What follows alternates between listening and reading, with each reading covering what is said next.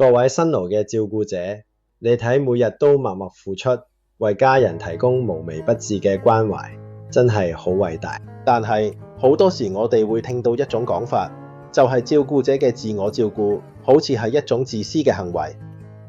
其實呢個係一個好大嘅誤解。自我照顧絕對唔係自私，而係一種必要嘅投資。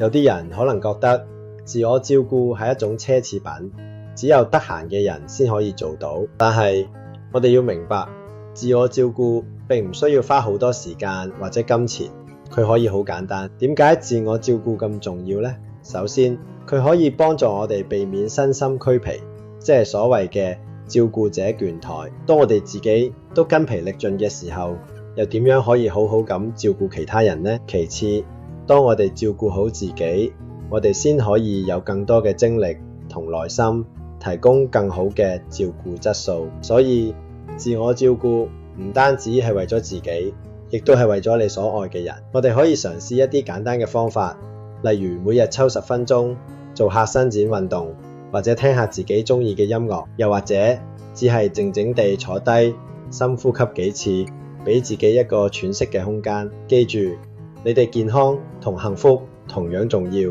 照顧好自己，你先可以走得更遠，做得更好。請你一定要將自己嘅福祉放喺優先位置，因為你值得被關愛，值得擁有休息嘅時間。多謝你嘅付出，希望你都可以好好照顧自己。